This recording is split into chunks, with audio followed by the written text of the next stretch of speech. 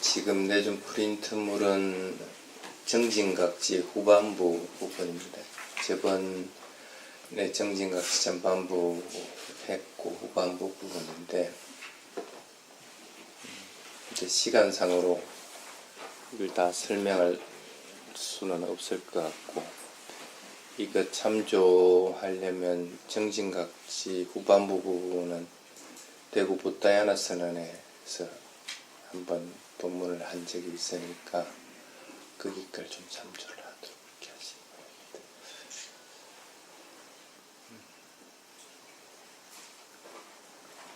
바랍니다.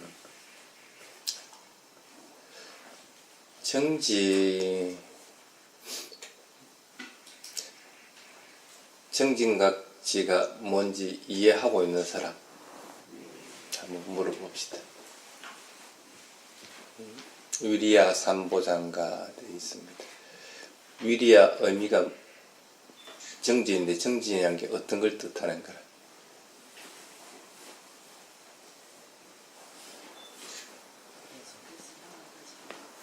뭘 향해 나아가? 그냥 아무거나 향해 나아가면 돼요. 일반적으로 사회에서는 노력한다는 의미는 맡은 바 일을 쭉 해나가면 됩니다. 그래서 그게 선이든 악이든 관계없이 해나가면 되는데, 불교에서는 그것이 분명히 규정이 되어 있습니다. 첫 번째가 결과물이 없으면 그건 정진에 속하지 않는다고 합니다. 그러니까 예를 들어서 여러분들이 수행을 했다 그러면은 배를 관찰하는 것이 불로 오고 꺼지고 하는 것들을 관찰을 했다. 그것도 결과물이거든. 네. 오늘은 불로 오고 꺼지고 하는 거 말았는데 내일은 보니까 불로 오는 것에 마음이 의도가 있어서 육체적으로 배가 불로 오는구나 하고 알았다. 다르게 알아지는 거죠. 그래서 이렇게 점진적으로 다른 결과들, 다르게 바뀌어 나가는 것들이 있어야만 그게 이제 위리야의 영역에 속하게 됩니다. 당연히 이제 위리야는 선한 것들이 되는 것이지 악한 결과를 나타나는 것은 아니고, 당연히 더 퇴보된 결과가 나타난다 할 같은 건 위리야에 속하지 않게 되니까. 그래서 정진각지를 하고 있다고 할 것 같으면 결과물이 반드시 나타나야 되고, 그 다음에 또 하나 중요한 것이 뭐냐면 마음이 조금 더 넓어지고 고요해지고 하는 현상들이 반드시 있어야 됩니다. 그래서 어제는 화를 냈는데 화를 내는 걸 관찰하니까 오늘은 화가 일어나는데 참았다. 참고 나니까 마음이 개운했다. 그것도 정진각지의 영역에 속하게 되는 거예요. 그래서 조금 더 나아지는 방향으로 나아가는 거예요. 이런 것들이 이제 정진각지에 속합니다. 항상 스님이 그런 얘기를 합니다. 마음은 두 가지 방향으로 흐른다고 그렇게 합니다. 수카카마라에서 마음은 지 스스로 행복해지고 또 평안해지는 방향으로. 그래서 여러분들도 움직이기 싫어하잖아. 가만히 누워있으면 일어나기 싫고 편안하니까. 그 마음은 항상 그런 방향으로 흐릅니다. 그리고 고통스러운 방향으로 나아가려고 하지는 않습니다. 행복해지는 방향, 평안한 방향으로 나아가려고. 마음은 그런 방향으로 흐르든지, 그렇지 않으면 반대 방향인 알라시양, 깨어름 부리려고 하는 방향. 그래서 어떤 경우든지 괴로움은 없을 것 같으면 아마 밥 안 먹고 살 거라. 또 괴로움이 없으면은 여러분들은 뭔가 경제적인 활동이나 뭔가를 하려고 하지를 않을 거라. 그게 이제 마음이 게으름 부린다. 그런데 이제 이 수카카마 방향은 불교 수행에서 여러 가지 예비적인 수행법들이 있습니다. 그래서 메타 바와나라든지 부타누사티라든지 이런 예비 수행법으로서 대체를 해 나갈 수가 있습니다. 그래서 이왕 마음이 편안해지고 행복해지는 방향으로 갈 것 같으면 좋은 방향으로 잡기 위해서 그는 사회 수행을 한다든지 부처님에 대해서 계속적으로 염한다든지 이런 방향으로 해서 하면 잡기가 쉬운데, 문제는 뭐냐면 알라시앙 방향이라고 하는 게을러지는 방향으로 나아갈 때는 사실은 대책이 없습니다. 그래서 그걸 잡아줄 수 있는 게 지금 얘기하는 위리야라고 하는 것들이 그것을 잡아줄 수가 있습니다. 그래서 마음이 게을러지지 않게끔 하려면은 뭔가를 열심히 자꾸 해야 되는데, 그게 불교적으로는 반드시 결과가 나타나야 되는 거고, 마음은 항상된 방향으로 자꾸 나아가야 됩니다.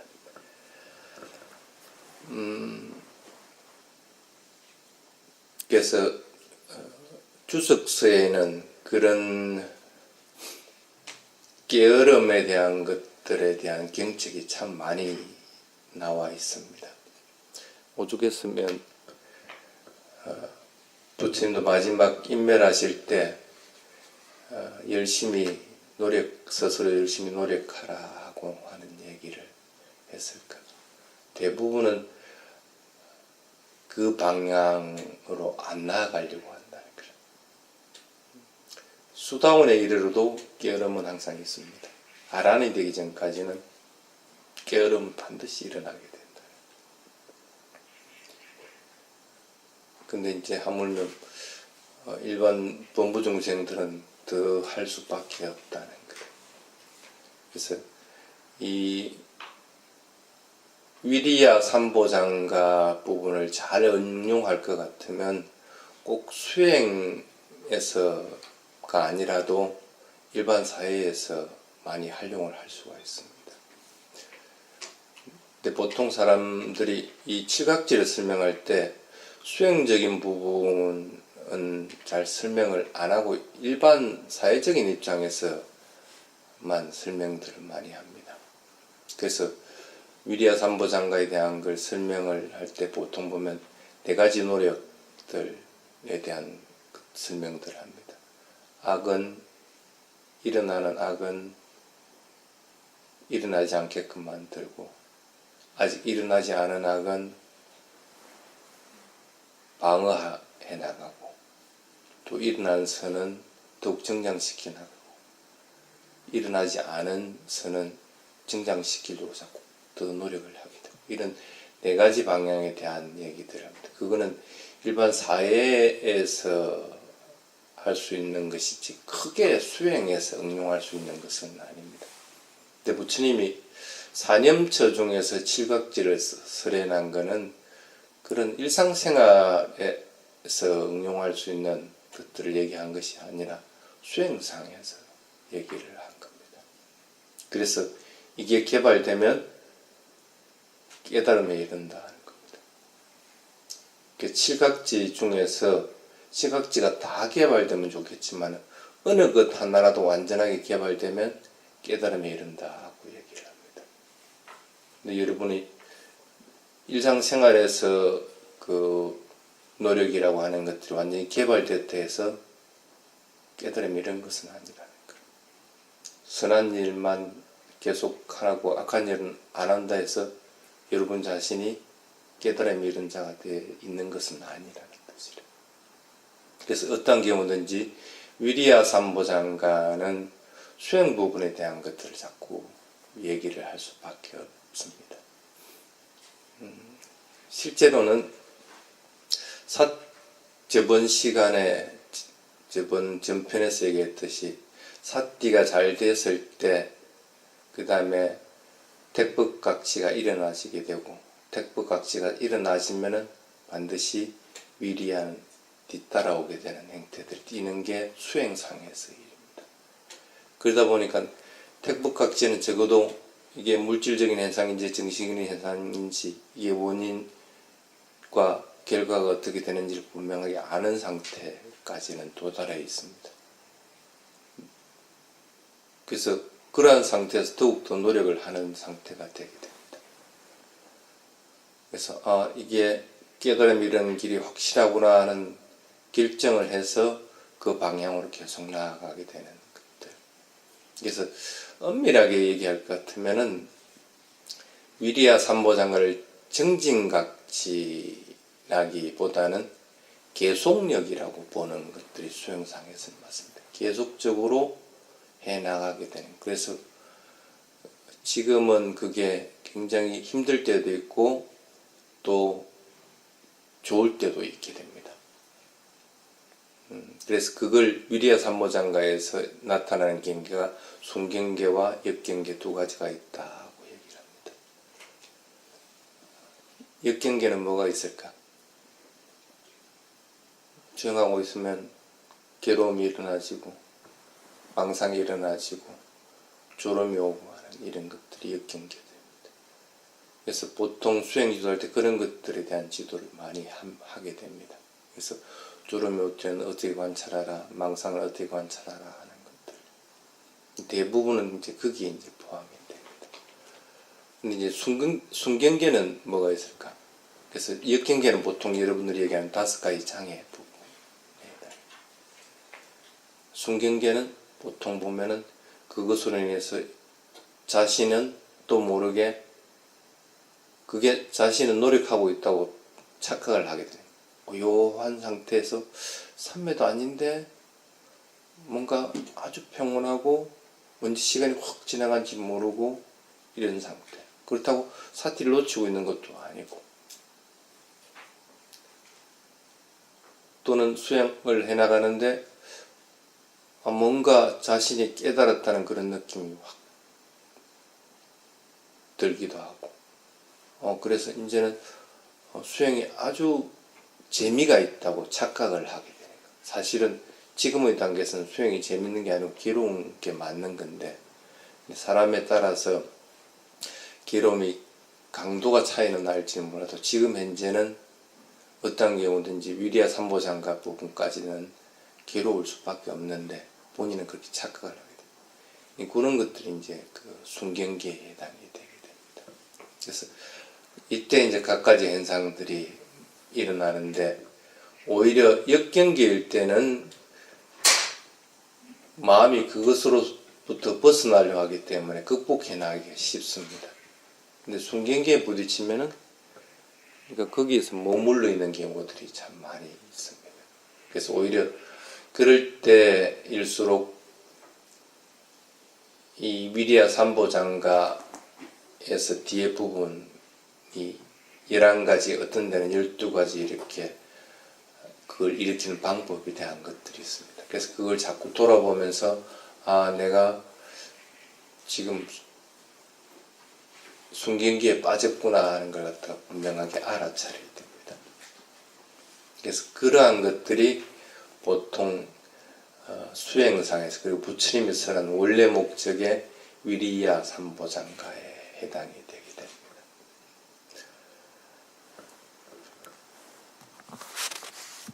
그래서 정진각지 부분에서는 지금은 사띠가 자동으로 되지 않는다 하더라도 자동으로 사띠가 되기 직전의 단계까지는 사실은 도달을 해야 됩니다. 가끔씩은 수행을 나가는데 몇 시간씩이고 대상을 놓치지 않고 사띠를 하고 있다. 그것이 뭐 어떤 경계에 부딪히든 어쨌든 간에 어쨌든 적극 알아차리면서 어떨 때는 그것을 자기식으로 자기 개념화 해가지고 알아차릴 때도 있지만 어쨌든 사티를 놓치지 않고 끊임없이 해나가려 해서 몇 시간 쭉 해나갔다. 그러면은 지금 현재 여러분들 단계는 적어도 위리아 삼보 단계까지는 도달을 해 있다고 보면 되는 겁니다. 억지로 하고 있는데 근데 그게 점차적으로 자꾸 갈고 닦고 나면 그게 나중에는 자연스러워집니다. 삿띠도 처음에는 대상에 억지로 갖다 붙이게 됩니다. 근데 나중에 계속 하다 보니까 자연스럽게 대상이 일어나면 알아차리게 되고, 택북각지도 처음에는 이게 택북각지인지 아닌지 구분이 안 갈 때도 있었는데 이제는 분명하게 명칭이 그 택북각지든 아니든 간에 이건 물질적인 현상이고 이것은 정신적인 현상이다 하는 걸 다 분명히 구분하게 되는 상태. 그래서 그것들에 대해서도 집착하는 것이 조금 더 엷어졌다는 걸 분명하게 아는 상태. 그런 상태까지 가게 되는 거. 노력 부분, 정진 부분도 마찬가지입니다. 처음에는 끊임없이 대상을 알아차리는데 그것을 실제적인 것으로 알아차리려고 자꾸 노력하다가 보니까 느낌을 알아차리기도 하고 움직임을 알아차리기도 하고 하면서 끊임없이 해나가게 되는데 나중에 자연스럽게 걷고 있는데 그전에는 그냥 걷는다는 관념적으로 알았는데 그러면서 느낌들이 다 틀리다는 걸 분명하게 알게 돼요. 자연스럽게 바뀌어 나간다. 호흡을 해도 자연스럽게 호흡의 자연스러운 모습들을 보게 되는 거. 그래서 내 호흡이 일정하지도 않고 내 호흡이 오히려 지금 어떤 정신적인 상태나 아니면 육체적인 질병으로 인해서 호흡이 조금씩 바뀌고 있는 게 분명하게 알아지게 되는 거예요. 그런 상태까지 도달을 해야만이 그 다음으로 넘어가기 쉽습니다. 그래서 삿띠가 자연스럽게 돼 나가게 돼서 그것이 일상화돼 나갔을 때 그때 위리야 삼보장가는 완성이 됐다고 보시면 됩니다. 삿띠 안 하려고 해도 삿띠는 자동적으로 하게끔 되는 거예요. 그래서 칠각지 부분을 보통 세 등분 해가지고 이렇게 보면 됩니다. 앞에 세 개, 그 다음에 뒤에 세 개, 그리고 마지막 하나, 이렇게 구분을 해보면 됩니다. 앞에 세 개가 수행의 전부라도 과언이 아닙니다. 이것이 끊임없이 반복되어 나가야만이 뒤에 세 개가 금방 열리 나가게 됩니다. 그래서 마지막 부분이 완성되게끔 됩니다. 그래서 여러분들이 할 일은 실제적으로는 칠각지 중에 1번, 2번, 3번일 수밖에 없는 거예요. 그래서 아직 여러분들이 그런 상태에 도달하지 못했다. 그러면 끊임없이 지금은 계속 해나갈 수밖에 없습니다. 그래서 삿띠, 그 다음에 택법, 그 다음에 정진, 이 프린트물을 자꾸 보면서 자꾸 자신이 참조해가지고 그것들을 개발하려고 자꾸 노력을 해요. 그래서 자연스럽게 되어 나가도록 자꾸 노력을 할 수밖에 없습니다. 그래서 아란이 되기 전에는 게으름이라고 하는 것들이 마음이 게을러지려고 하는 방향으로 항상 나아가려고 하는데 이것을 일정 부분은 정진각지가 붙잡아서 반대 방향으로 자꾸 데려가려고 하게 됩니다. 데려가려면 뭐가 필요하겠어요? 삿띠가 필요합니다. 안 하면은 마음은 그 방향으로 갑니다. 그래서 고요함을 찾게 되고 수행해도 몇 년간 수행을 해도 결과가 나오지 않고 편안하고 좋긴 한데 내가 수다원에 이르는 것 같지도 않고 어떨 때는 평온각지에 도달한 것 같지도 않고 아니면 소멸의 지혜를 갖다가 알고 있는 것도 아닌데도 계속적으로 수행을 해나가는데 재밌기는 하다 할 것 같으면 자신이 돌아봐야 돼요. 어떤 경우든지 지금의 상태에서는 수행은 힘들다고 자꾸 인식을 할 수밖에 없는 상태입니다. 평온각지에 도달하기 전까지는 수행은 힘듭니다. 그래서 억지로 자꾸 끄잡아서 수행하는 방향으로 나아가야 됩니다. 그래서 평온각지에 도달하고 나면은 그 다음에 이제 수행은 반대 방향으로 나아갑니다. 고요하고 또 재미있고 한 방향으로 그리고 수월하게 하는 방향으로 나아가게 됩니다. 그러면서 생겨나는 것이 칠각지 나머지 세 개 부분이 생겨나게 됩니다. 그러려면 수행에서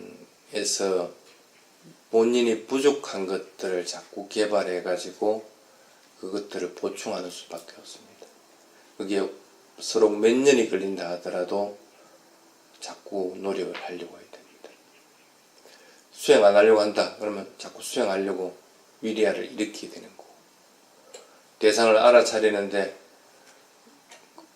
그것들이 그냥 관념적으로 자꾸 알아차린다 그러면 억지로라도 이것은 물질적인 현상이고 이건 정신적인 현상이고, 그리고 의도가 있어야만이 내가 몸이 움직이게 되고 하는 걸 자꾸 보려고 해야 돼. 또 어떨 때는 이것을 4대 요소로서 이건 뜨거움이고 이건 움직임이고 이건 차가움이고 하는 것으로 자꾸 알려고 하더라고요. 그래서 그렇게 택법각지를 개발해도 되고, 사띠가 자꾸 달아난다 하면 어떤 경우든지 이런 대상에 자꾸 사띠를 하려고 노력을 해요. 그래서 이 세 가지는 원칙적으로는 첫 번째가 개발되고 나면 두 번째가 개발되고 세 번째가 개발되어 나가게 됩니다. 그래서 순차적으로 네 번째, 다섯 번째 이렇게 쭉 개발되어 나가게 되는 것이 가장 좋은 방법이고 원래 그렇게 됩니다. 그래서 완성이 됐을 때 두 번째가 되는 것은 틀림없는 사실입니다. 그렇다고 여러분들이 사띠가 완성될 때까지 기다릴 것 같으면 아마 하백년일 거라. 그런데 이 세 가지가 같이 정진되고 완성되기 전에는 사띠만 가지고는 깨달음이 이룰 수가 없습니다. 사띠를 잘한다고 해가지고 내가 깨달았다고 하는 사람은 아무도 없다는 거예요. 그래서 택북각지도 필요하고 마음이 항상 대상을 알아차리는 힘들이 있어야 되기 때문에 노력도 필요하고, 그래서 수행은 균형을 자꾸 맞춰 나가야 됩니다. 사띠가 있어야 되고 노력하는 힘들이 있어야 되는 거고 집중하는 힘들이 있어야 된다. 그래서 이게 균형이 맞을 때 수행은 금방 확 하나의 전기를 만날 수밖에 없는. 집중하는 힘을 키우기 위해서 가장 좋은 것은 대상을 자꾸 옮기려고 하지 말고 꾸준하게 한 대상을 계속 관찰한다든지, 수행의 포지션을 자꾸 바꾸려고 하는 것이 아니라 한 자세를 꾸준하게 계속해 나갈 때 집중하는 힘들은 커지게 됩니다. 그래서 그 움직임들도 최대한 작게 하도록, 그래서 대상을 단순화해서 자꾸 관찰하려고 해요. 그러면 노력의 힘들은 커지게 돼 있고 집중하는 힘으로 더불어 커지게 됩니다. 그것은 사띠를 하는 대상을 어떻게 선정할 것인가, 또는 택법각지하는 부분을 어떻게 내가 택법할 것인가, 노력하는 것들을 갖다가 어떠한 방법으로 노력하는 것에 따라서 집중과 노력이 균형을 맞아지게 됩니다. 그래서 이 세 가지 각시는 공통적으로 집중과 노력을 같이 키울 수 있는 요소들입니다. 그래서 이 정진각지까지는 여러분들이 자꾸 돌아보면서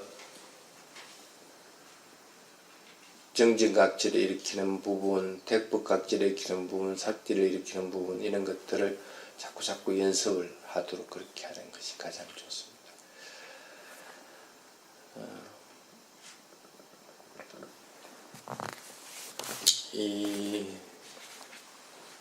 한번 전반부는 택법각지까지가 잘 됐을 때 그 다음에 정진각지가 일어나는 부분에 대한 것과, 택법각지가 잘 되지 않았을 때 정진각질을 일으키는 부분에 대한 것들을 적은 거. 이 후반부 정진각질 부분은 일상적으로 가져오는 정진각질을 일으킬 수 있는 부분에 대한 얘기입니다. 그래서 이 부분은 보통은 주석서에 써져 있는 행태들을 띄게끔 됩니다. 그래서 한번 쭉 읽어보시기 바랍니다.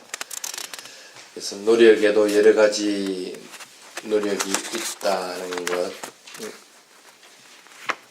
부분에 대한 보통 이렇게 보면 됩니다. 수행에서 대상이 있는 걸 분명하게 알아차릴 때 그러면 처음 부분은 잘 맞춰졌다고 보면 됩니다. 근데 그 대상을 있는 것을 알더라도 사람마다 알아차리는 방법이 틀립니다. 지금 여러분들 스님 목소리가 들리죠? 목소리를 알아차리는 것은 사람마다 틀립니다. 어떤 사람은 스님을 보면서 목소리를 알아차리기도 하고 어떤 사람은 스님 입술을 보면서 알아차리기도 하고 또 어떤 사람은 자신의 귀를 통해서 소리가 들리는 것을 알아차리고 귀에다 집중하게 돼요. 어떤 사람은 그냥 들리는 소리를 갖다가 그냥 의미 없이 소리가 들린다 하고 분명히 알아차리게 합니다. 어떤 사람은 소리가 들리는 것으로 인해서 일어나는 느낌들, 가슴의 느낌이나 아니면 마음에서 일어나는 느낌들이 어떤 느낌으로 다가와있는가 하는 것들로서 알아차리기도 할 겁니다. 그래서 단순하게 하나의 소리라도 이렇게 알아차리는 방법이 다 틀립니다. 대상을 안다 해가지고 그것이 끝이 되는 것은 아니라는 거예요. 그 대상을 알아차리는 방법은 각가지가 될 수밖에 없다는 거예요. 수행을 해나가면 이러한 상태들을 다 경험을 하게 됩니다.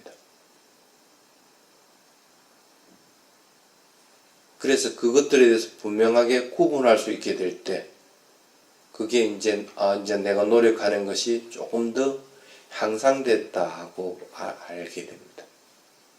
처음에는 무조건 대상을 알려고 했는데 이제는 대상을 알아차리더라도 어떠한 방식으로 알아차리면은 조금 더 수월하게 원래 대상이 지니고 있는 고유한 특성들을 알 수 있는가, 무상고, 무아에 대한 특성들을 좀 더 정확하게 내가 있는 그대로 알아차리게 되는가 하는 걸 분명히 알기 때문에 그 방향으로 노력을 하게 되는 거예요.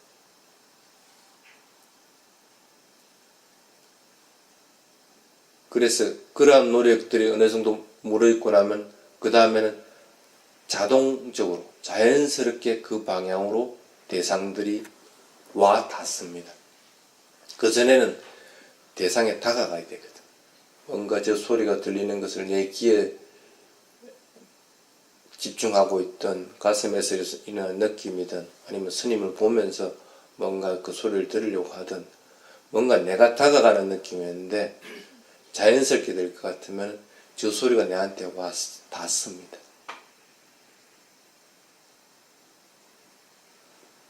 소리가 중요한 게 아니고 이제는 내가 뭔가 대상이 즉각적으로 일어나면 그것을 알아차릴 마음이 그만큼 끼어있다는 뜻이다. 그렇게 되는 상태가 되면 이제는 수행이 한층 더 무르익은 상태고 노력하는 힘들이 더 무르익은 상태입니다. 그게 이제 보통 노력의 단계들을 구분하는 방법들. 그래서 본인이 지금 어느 정도의 정진의 힘들이 있나 하는 것들은 그것들로서 자꾸 구분하려고 하고 아직 덜 되었으면 더욱더 자꾸 노력을 하려고 해야 됩니다. 그러기 위해서 정진각질 일으키는 11가지 방법에 대한 것. 스님도 일상에서 자연스럽게 사티가 안 될 때 이 방법들을 참 많이 응용을 했던 부분입니다. 그래서 많이 되돌아보게 됩니다. 한번 읽어보면서 자꾸 자신의 마음을 각성시키게 됩니다.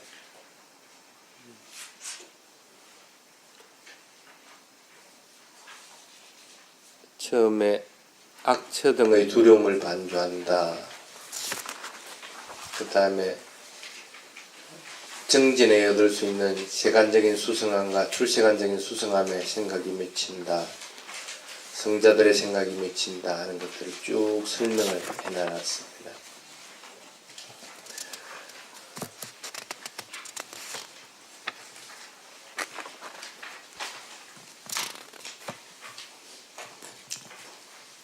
그리고 5번째, 성스러운 유산을 계승한다.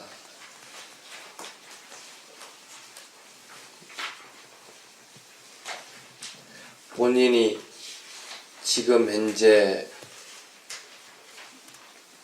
법에 대해서 어느 정도의 믿음이 있는지, 어느 정도 계를 잘 지키고 있는지, 그리고 희리와 오따빠라고 하는 나쁜 것들에 대해서, 나쁜 일 하는 것에 대해서 두려워하고 또 그것들에 대해서 공포감을 느끼고 하는 것, 그것으로부터 벗어나려고 하는 마음들이 얼마만큼 있는가 하는 것. 그리고 내가 법에 대해서 얼마만큼 바르게 이해하고, 자기 나름대로 이해하고 있는 것이 아니라 부처님의 가르침에 맞게끔 그것들을 변경함 없이 그대로 이해하고 있는가, 그것들을 따라가고 있는가. 그 다음에 짜가고, 관용이라고 적은 건 짜가입니다. 말이 쉽게 말해가지고 너그러움이라고 표현이 되어 있는데, 쉽게 말하면 버려버리는 걸 얘기합니다.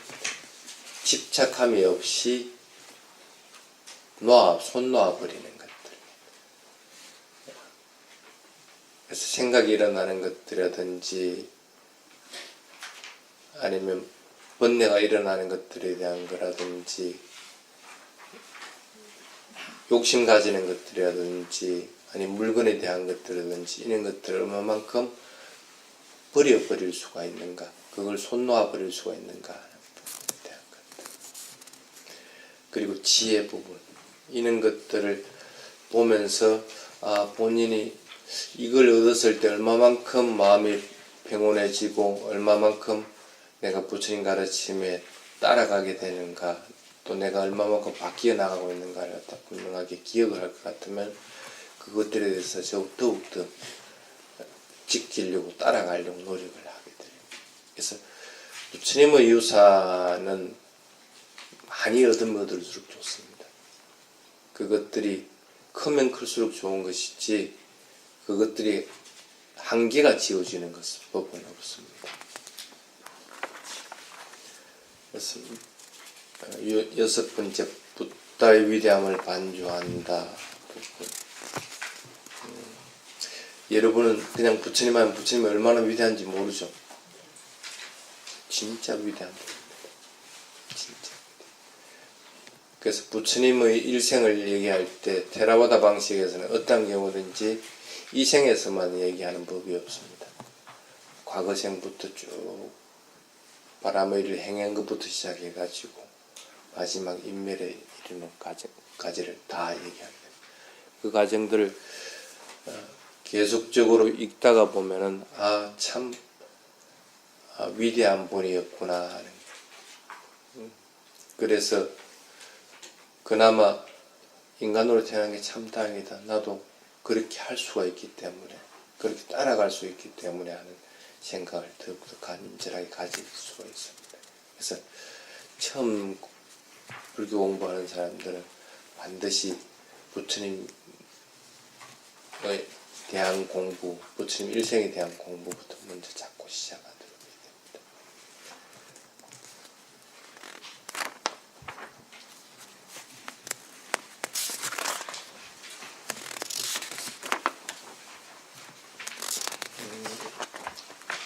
그리고 7번째, 위대한 혈통.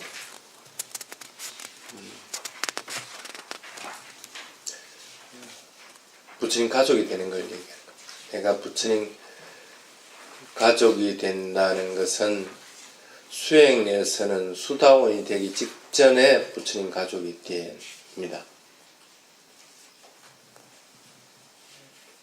근데 여러분들이 부처님 가족이 된다는 것은 적어도 5개를 잘 지키기만 해도 부처님 가족이 됩니다. 자연스럽게 5개가 지켜지게 될 때 본인이 부처님 가족으로서 부끄럽지 않게끔 살아가기 위해서 더욱더 노력해야 되겠다 하는 마음들을 자꾸 가질 수 있게 됩니다. 그 다음에 동료의 위대함. 이 동료는 그냥 일반적인 동료를 얘기 아니고 그래도 청정하게 잘 살아가는 동료들을 얘기합니다. 바르게 살아가는 동료들. 그래서 자꾸 수행하도록 만들어주고 그 동료만 보더라도 내가 경책받을 수가 있고 하는 그런 동료들. 그래서 주간 스님들 같은 경우에는 그래서 자꾸 어른 스님들을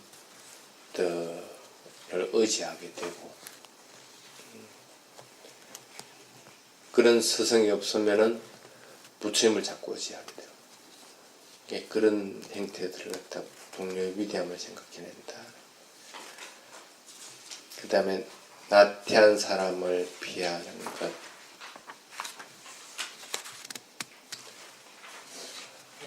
마지막 11번째가 정진의 개발에 의욕적인 것. 어떤 경우에 사태를 놓치지 않으려고 하는 그런 것들. 그래서 이런 것들을 자꾸 되새기면서 마음에서 정진각지가 자꾸 일어날 수 있도록 그렇게 해야 됩니다.